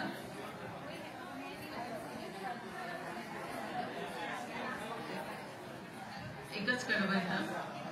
मोठे मोठे हे सरदार त्याने केले किती ठार. मोठे मोठे हे सरदार त्याने केले किती ठार. जेव्हा निघाली मर्दानी शिवरायांची तलवार. जेव्हा निघाली मर्दानी शिवरायांची तलवार. अतिशय सुंदर पोवाडा आपल्या समोर सादर झाला. या आमच्या ग्रुपमधली मी आहे गटप्रभू सौ दिव्या नरेंद्र वाघमारे आणि आमच्या सगळ्या या सहकारी भगिनी आहेत. त्यांची नावं आणि त्यांचा परिचय त्या स्वतःच तुम्हाला देते. माझं नाव वंदना सचिन डोंगरे. मी सौ सुनीता राजेंद्र डोंगरे. शकीला मानंत्य असेल. शाइस्ता परवीन. सौ रोहिणी संतोष जगताप. सुशीला आर्या. सय्यद शगुफ्ता. फरनाज अब्दुल्ला गवंडी. मी शशिकला यादव. मी श्रीमती रुपाली घाटेराव. मी संगीता दीपक चौधरी. मी आशा यादव योगीरज विद्यालय. विशेष शिल्पा राम यादव. हा आमचा 8वा ग्रुप सर्वात बेस्ट असणारच आहे. नारी शक्तीचा उदय असो. एकदा जोरात होऊन जाऊ द्या. नारी शक्तीचा, नारी शक्तीचा.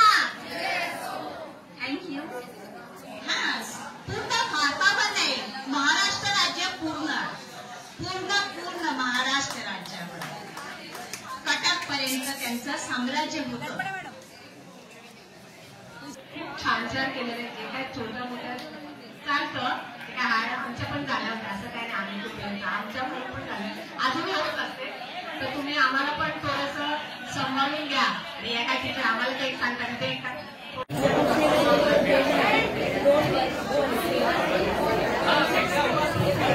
नमस्कार.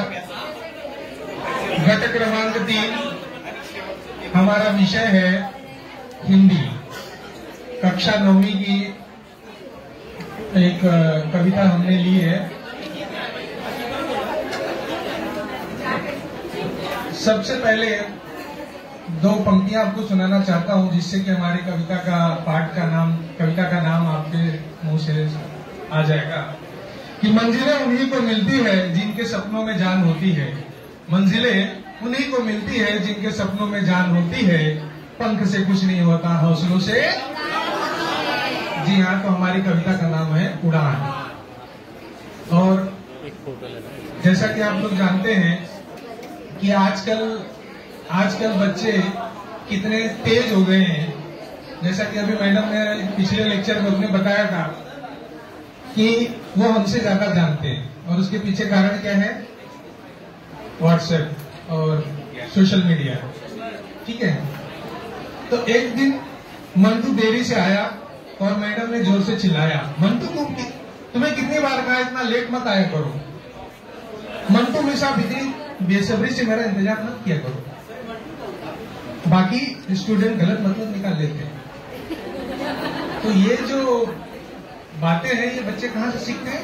व्हाट्सएप और सोशल मीडिया से। जी, तो हमारी कविता उड़ान, उसके हम सिर्फ 5 जो स्टेंजा पढ़ के सुनाता हूं मैं, और उसके बाद हमारे चार्ट के ऊपर आ जाऊंगा।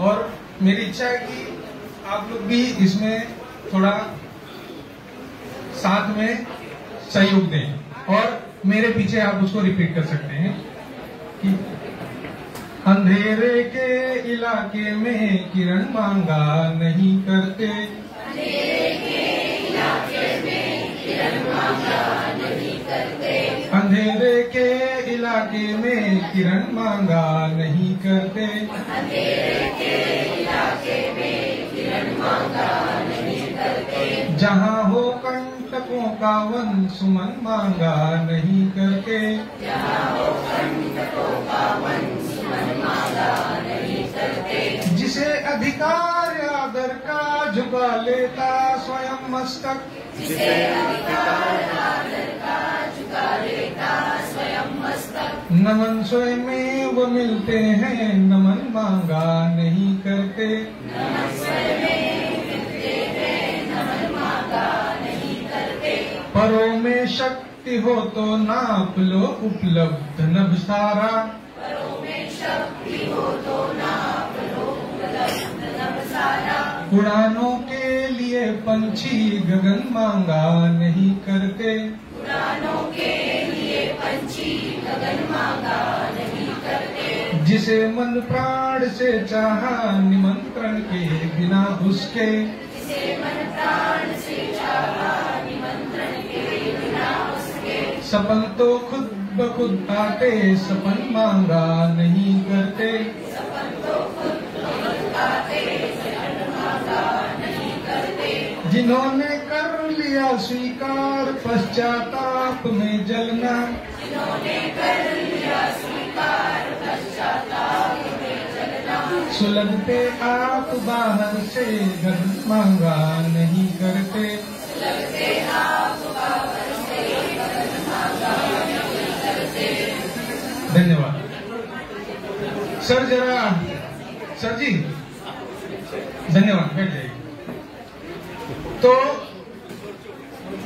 5 पंक्तियों से हमने 5 नैतिक मूल्य सीखे। मैं आपको एकदम शॉर्ट में 5 पंक्तियों का अर्थ समझा देता हूं, और उसके बाद हमारे जो शिक्षक हैं एक एक मुद्दों को पढ़ेंगे। कि अंधेरे के इलाके में किरण मांगा नहीं करते, और जहां हो कंटकों का वन सुमन मांगा नहीं करते।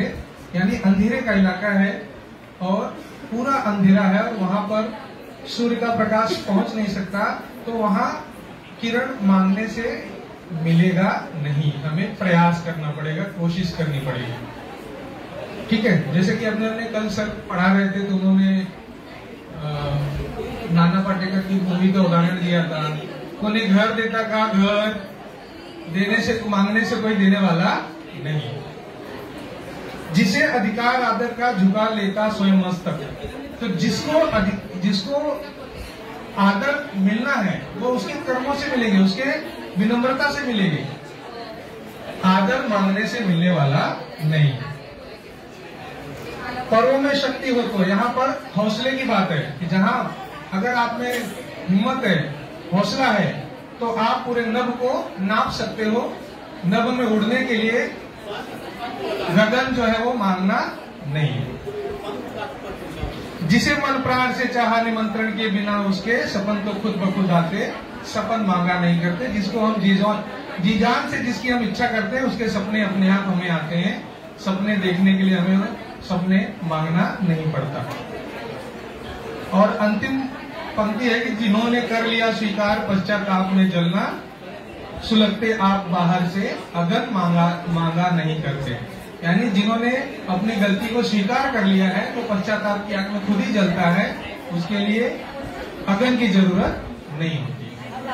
तो अब एक एक करके हमारे शिक्षक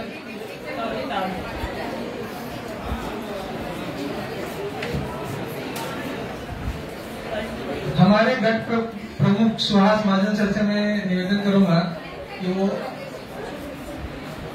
ऊपर के जो घटकों के नाम पाठ। कक्षा 9वी, विषय हिंदी, घटक पद्य, उपघटक उड़ान।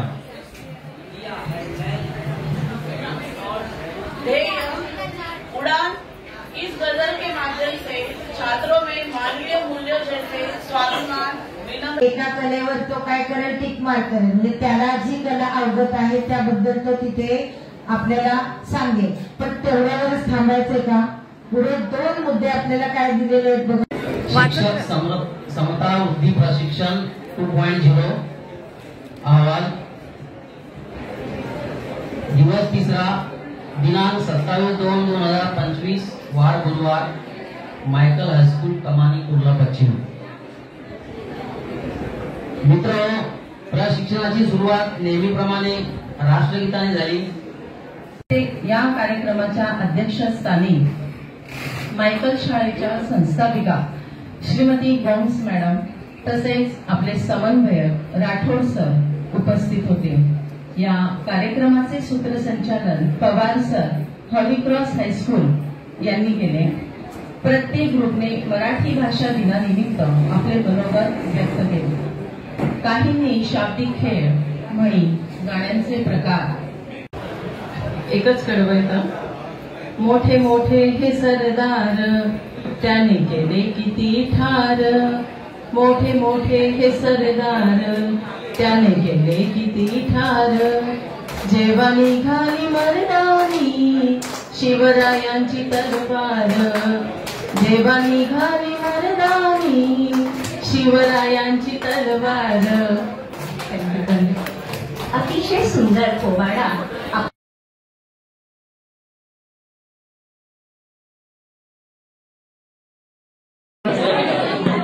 ओके, ग्रुप नंबर 1 सर्वांचं स्वागत करत आहे। आमचा बोधकथा, ही बोधकथा आहे, घटक आमचा बोधकथा आहे। ही बोधकथा आपले शिंदे सर वाचून दाखवत आहेत। नमस्कार, आम्ही जो आज घटक घेतलेला आहे कथा आहे आणि त्या कथेचं नाव आहे कबूतर आणि मुंगी। मी ती कथा आधी वाचून दाखवतोय। एकदा एक कबूतर नदीजवळच्या झाडावर बसले होते। त्याला एक मुंगी नदीच्या पाण्यात वाहून जाताना दिसली। त्या मुंगीला पोहता येत नव्हते। ती बुडू नये म्हणून धडपड करत होती। तिची धडपड पाहून कबुतराला दया आली। कबुतराने पटकन एक झाडाचे पान तोडले आणि मुंगीकडे उडाले। त्याने ते पण मुंगीजवळ पाण्यात टाकले। मुंगी त्या पानावर चढली। पान तरंगत नदीच्या किनाऱ्याला लागले आणि मुंगीचा जीव वाचला। जमिनीवर येऊन तिने कबुतराचे आभार मानले। काही दिवसांनी एक शिकारी बंदूक घेऊन जंगलात आला। जंगलात फिरताना त्याला झाडावर कबुतराचे घरटे दिसले। कबूतर आपल्या लहान पिलांशी खेळण्यात मग्न होते। त्याचे लक्ष शिकाऱ्याकडे नव्हते। शिकाऱ्याने अडून बंदूक वर काढून कबुतराला मारण्यासाठी नेम धरला, पण मुंगीने त्याला असे करताना पाहिले आणि कबुतराला वाचवण्यासाठी शिकाऱ्याला जाऊन पायावर काढून चावले। शिकारी कडवडला आणि त्याच्या गोडीचा नेम चुकला। पायाची आग थांबवायला तो खाली बसून पाय चोरू लागला, पण तेवढ्यात बंदुकीच्या आवाजाने कबूतर सावध झाले आणि उडून गेले। अशी आमची ही बोधपर गोष्ट आहे आणि तिच्यावर आम्ही ही घटक काढलेले आहेत। आणि आमच्या घटकाचं ध्येय आहे कल्पना सुसंगतपणे समजून घेण्यासाठी आणि संवाद साधण्यासाठी संयुक्त वाक्यरचना वापरून मौखिक भाषा कौशल्य विकसित करतो. कल्पना सुसंगतपणे समजून घेण्यासाठी आणि संवाद साधण्यासाठी संयुक्त वाक्यरचना वापरून मौखिक भाषा कौशल्य विकसित करतो. क्षमता वर्गात वाचलेल्या साहित्यातील मूळ कल्पनांचा विस्तार करतो आणि सारांश सांगतो. अध्ययन निष्पत्ती गोष्ट लक्षपूर्वक ऐकतो, आशय समजून घेतो, कथेला योग्य ते शीर्षक देतो, कथेवरून तात्पर्य बोध घेतो. आशय कथेचा आशय समजून तात्पर्य जाणणे. या कथेवरून काही स्तर पाडलेले आम्ही उद्देश आणि प्रकार. प्रश्न प्रकार पहिला प्रकार आहे एलओटी. त्यामध्ये ज्ञान तो संपादन करत आहे. त्यामध्ये आम्ही प्रश्न विचारलेला वस्तुनिष्ठ. तुला माहित असलेल्या 4 प्राण्यांची आणि पक्ष्यांची नावे सांग. एलओटी प्रश्न आहे दुसरा. ऐकलेल्या कथेत कोणकोणते प्राणी व पक्षी आहेत?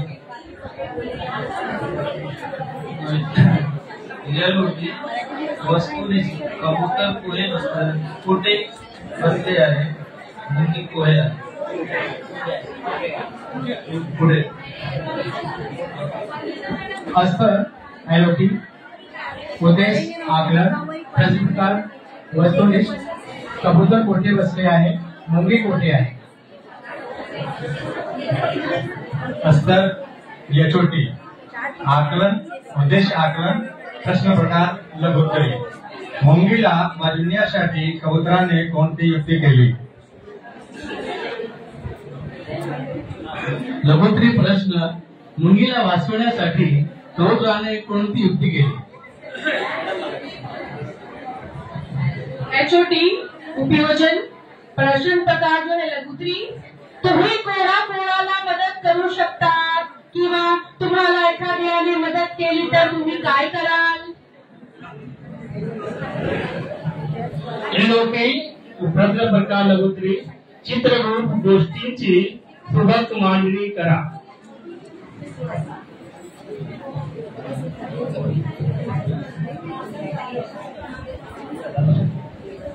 एचओटी मूल्यांकन आधारित प्रश्न आहे लघुत्तरी.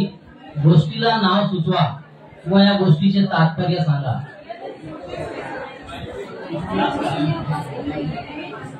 लघुत्तरी मुंग्या ठिकाणी तुम्ही असता तर काय केले असते.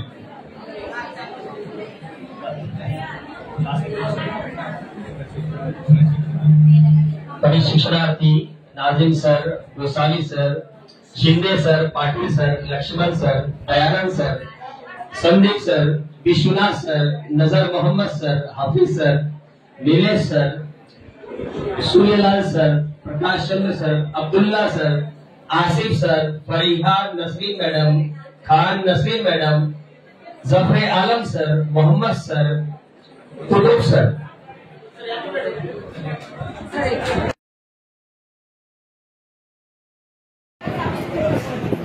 ध्येय विद्यार्थ्यांना नफा आणि तोट्याची संकल्पना समजावून सांगणे.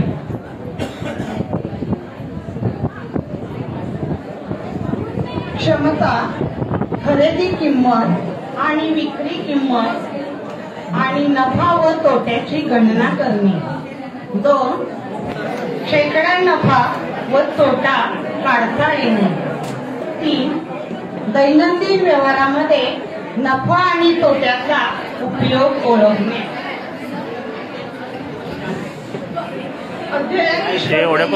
क्रमांक आहे 06.71.19.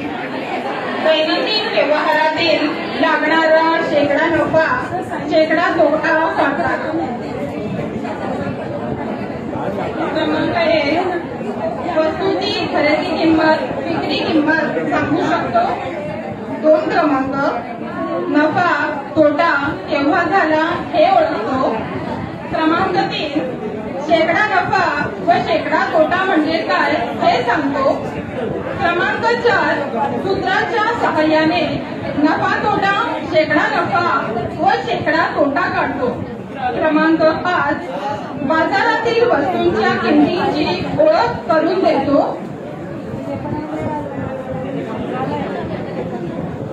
पुढील अध्ययन निष्पत्ती. क्रमांक 6 बाजारातील वस्तूंच्या किमती चढ उतार झाल्यावर नफा तोटा यातील फरक सांगतो. दैनंदिन जीवनातील व्यापारात नफा होण्यासाठी आवश्यक गोष्टींची तरतूद करण्यासाठी प्रयत्न करतो. वस्तूंची खरेदी विक्री करताना आवश्यक ती मूल्यांमध्ये कमी जास्त बार्गेनिंग करण्याची क्षमता विकसित करतो. शेकडा नफा शेकडा तोटा दिला असता खरेदी किंमत विक्री किंमत सूत्रांच्या साहाय्याने काढतो. आणि 10वा आहे अध्ययन निष्पत्ती. वास्तविक जीवनामध्ये या संकल्पनेचा वापर म्हणजेच उपयोजन करतो. उपघटक नफा आणि तोट्याचे उपघटक आहे. नंबर 1 कॉस्ट प्राइस म्हणजेच लागत किंमत किंवा खरेदी किंमत आणि सेलिंग प्राइस म्हणजे खरेदी किंमत विक्री किंमत. नफा म्हणजेच प्रॉफिट, तोटा लॉस. शेकडा नफा आणि शेकडा तोटा म्हणजेच पर्सेंट लॉस आणि percent profit. Next is the serial order 1. Level, higher order level. Second one, lower order level. The skill is thinking and the skill is knowledge. Knowledge base. प्रश्न क्रमांक 1 नफा आणि तोटा म्हणजे काय? प्रश्न क्रमांक 2 लागत किंमत आणि विक्री किंमत म्हणजे काय?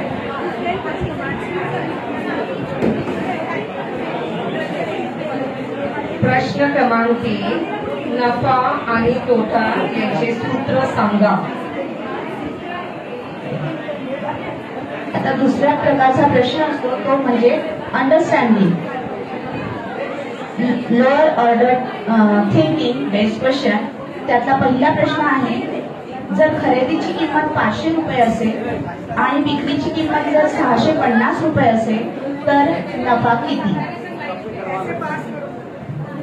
एखाद्या वस्तूची विक्री किंमत 1200 रुपये आहे आणि त्यावर 10% तोटा झाला तर लागत किंमत काढा. जर तुम्ही 15% नफ्याने 920 रुपयाची वस्तू विकली तर खरेदी किंमती किती?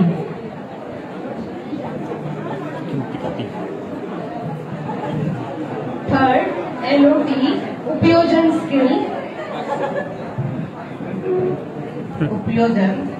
प्रश्न नंबर 1 एका दुकानदाराने 750 रुपयांना वस्तू खरेदी करून 100 रुपयांना विकली, 900 रुपयांना विकली, त्याने किती नफा मिळवला?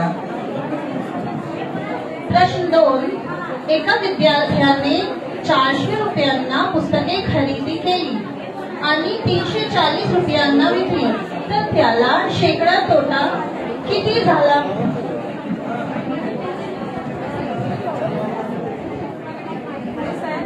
चौथा हायर ऑर्डर थिंकिंग HOT प्रश्न तार्किक विश्लेषण.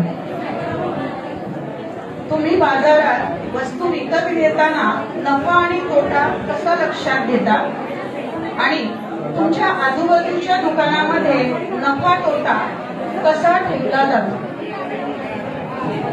तार्किक विश्लेषण मध्ये हे जे 2 प्रश्न दिलेले आहेत. पहिला प्रश्न तुम्ही बाजारात वस्तू विकत घेताना नफा आणि तोटा कसा लक्षात घेता हा कस्टमर म्हणजे विद्यार्थ्यांसाठी प्रश्न असणार आहे आणि तुमच्या आजूबाजूच्या दुकानामध्ये नफा तोटा कसा ठरवला जातो हा दुकानदारांसाठी किंवा जे धंदा वगैरे करतात त्यांच्यासाठी आहे. ओके. आता 5वा प्रकार आहे HOT लेवल प्रश्न प्रकार आहे, प्रश्नस्थळ आहे आणि इथे जो कार्य किया है विषय है परिसर अभ्यास, घटक है पाण्याचे महत्व यानी पानी की अहमियत, इंपॉर्टेंस ऑफ वाटर।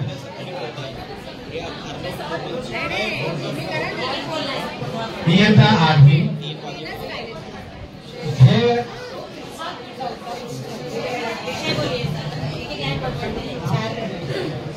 ध्येय दैनंदिन जीवनात पाण्याचे महत्व समजणे। क्षमता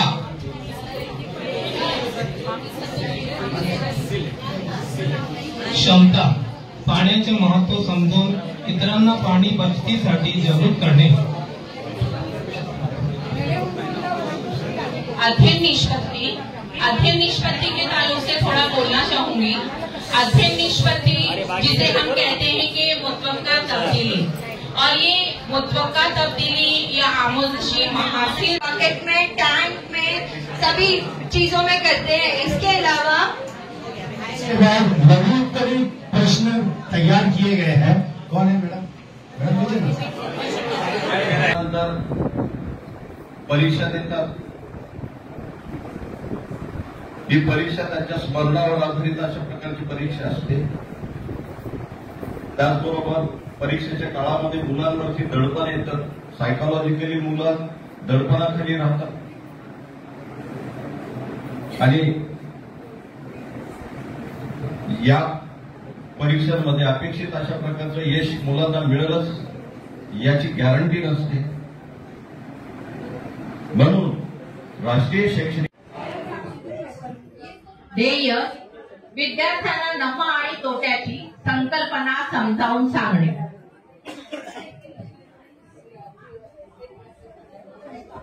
क्षमता खरेदी किंमत आणि विक्री किंमत आणि नफा व तोट्याची गणना करणे।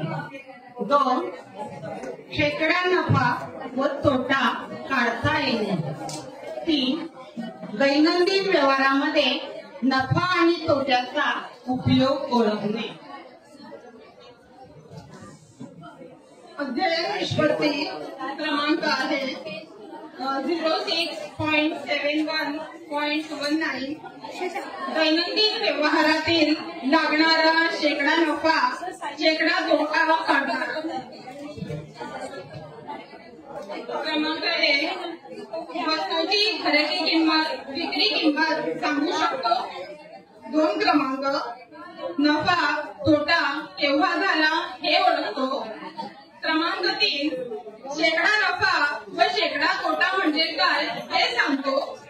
क्रमांक 4 सूत्राच्या सहाय्याने नफा तोटा शेकडा नफा व शेकडा तोटा काढतो। क्रमांक 5 बाजारातील वस्तूंच्या किमतींची ओळख करून देतो।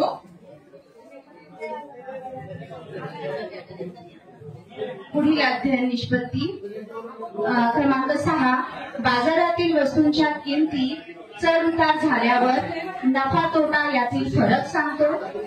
दैनंदिन जीवनातील व्यापारात नफा होण्यासाठी आवश्यक गोष्टींची तरतूद करण्यासाठी प्रयत्न करतो।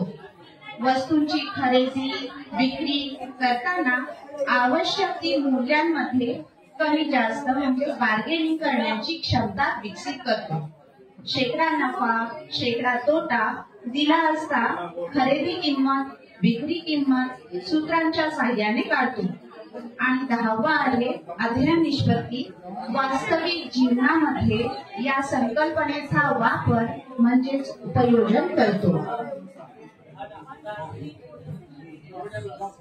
उपघटक नफा आणि तोट्याचे उपघटक आहे।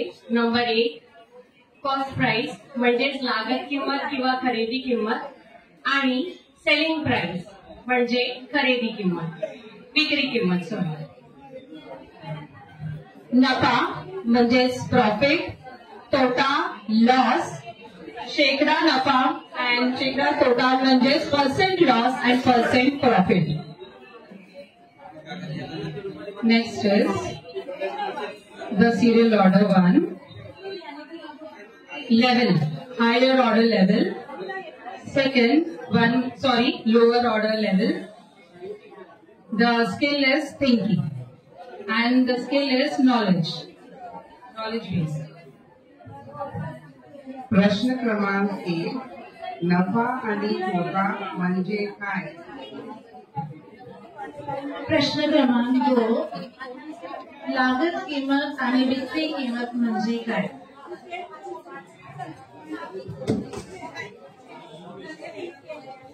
प्रश्न क्रमांक 3, नफा आणि तोटा याचे सूत्र सांगा. आता दुसऱ्या प्रकारचा प्रश्न असतो तो म्हणजे अंडरस्टँडिंग.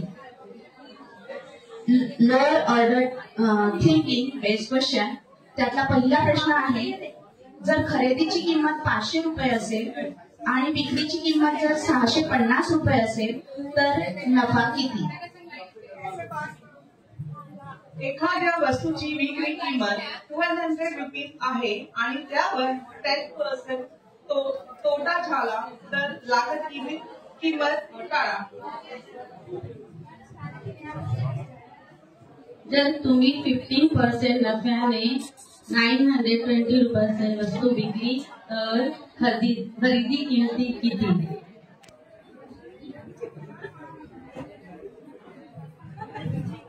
थर्ड, LOT उपयोजन स्किल. उपयोजन.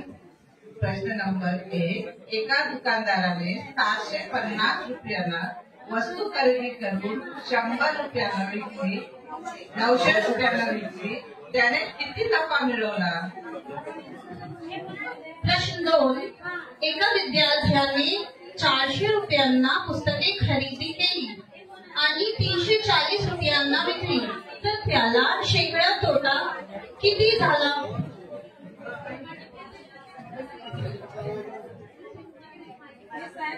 चौथा, हायर ऑर्डर थिंकिंग HOT प्रश्न, तार्किक विश्लेषण.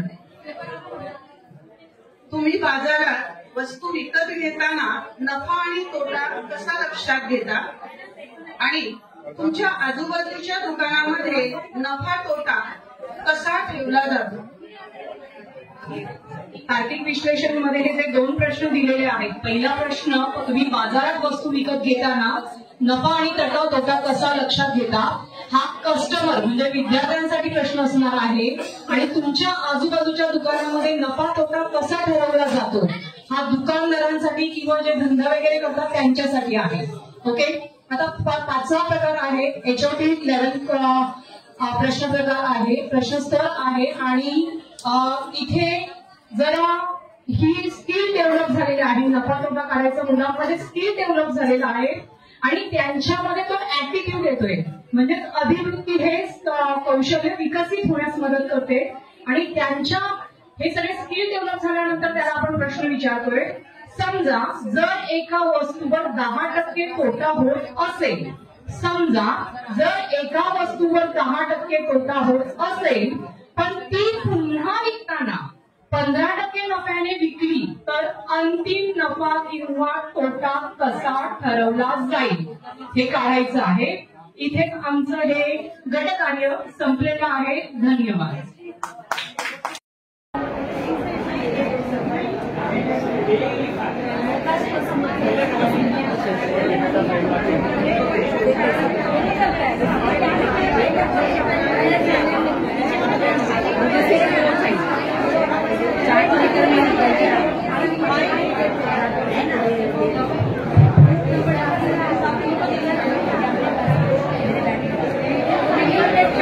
एवरीवन, हमारे ग्रुप एक्टिविटी की शुरुआत जो है हम मैसेज से करते हैं. Pollution pollution pollution pollution pollution pollution solution. आमच्या या स्लोगनवरून तुम्हाला आमचा विषय समजलाच असेल. विषयाचं नाव आहे, आमचा विषय आहे विज्ञान आणि घटक आहे पर्यावरण आणि प्रदूषण. त्याची ध्येय इयत्ता आहे 8वी. त्याची ध्येय मी वाचून दाखवत आहे. वैज्ञानिक दृष्टिकोन परिसरातील परस्पर संबंध निरीक्षण आणि अनुभवातून समजून घेऊन त्याद्वारे पर्यावरण प्रदूषणाची कारणे, प्रकार, त्याचे दुष्परिणाम व ते रोखण्याच्या दृष्टीने विविध उपायांसाठी विद्यार्थ्यांना सक्षम करणे.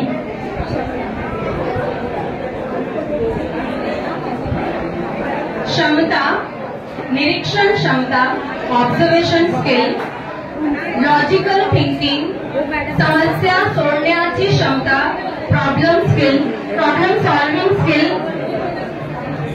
निरीक्षण क्षमता, डिसिजन मेकिंग, संवाद कौशल्य, कम्युनिकेशन,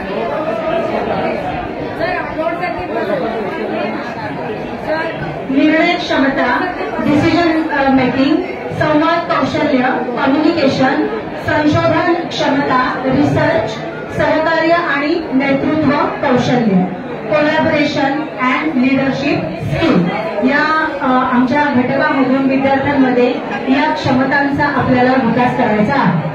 पुढील घटक अध्ययन निष्पत्ती. आमच्या नमस्कार. आमच्या अध्ययन निष्पत्ती याचा 8वीचा घटक आहे. त्यामुळे हा 8 क्रमांक आहे. 72 हा विज्ञानाचा नंबर आहे आणि त्यातील 14 या ज्या आहेत त्याच्याशी रिलेटेड या अध्ययन निष्पत्ती आहेत. पहिले आहे विद्यार्थी प्रदूषणाची मूलभूत संकल्पना समजतो. विद्यार्थी प्रदूषणाची कारणे आणि परिणाम ओळखतो. विद्यार्थी प्रदूषणाची कारणे आणि परिणाम ओळखतो.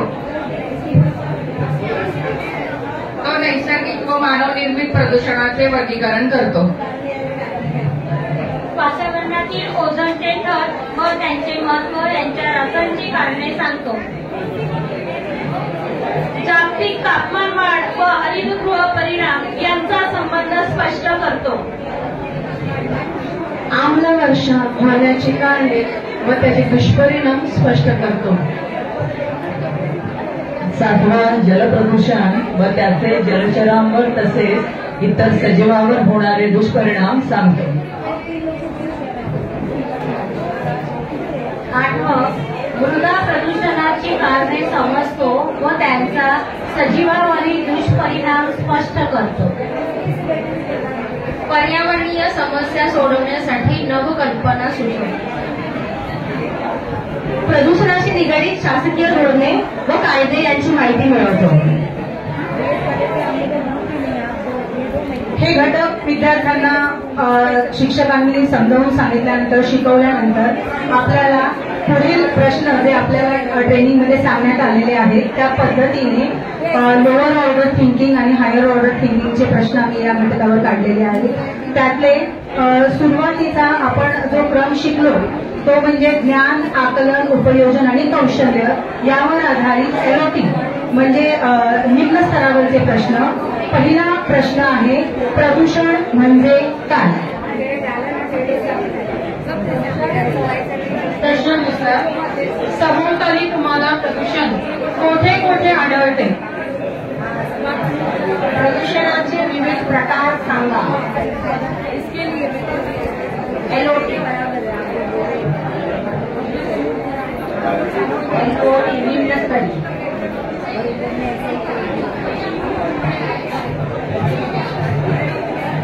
प्रश्न विविध प्रकारचे प्रदूषण कोणती आहे?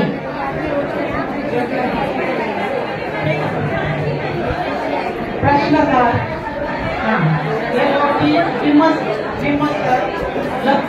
लघुत्तरी वस्तुनिष्ठ प्रश्न. उद्दिष्टे ज्ञान प्रदूषण म्हणजे काय?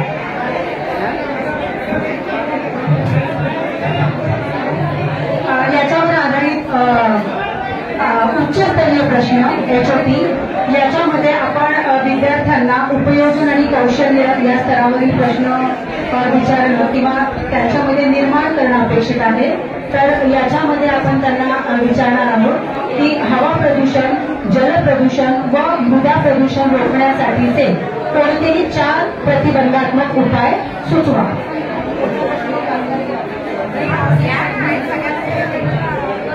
HOT दीर्घोत्तरी उपाययोजना. जास्त वाहतूक असणाऱ्या चौकात काम करणाऱ्या बऱ्याच लोकांना श्वसनाचे आजार का होतात? HOT दीर्घोत्तरी उपयोजन ध्वनी प्रदूषण रोखणे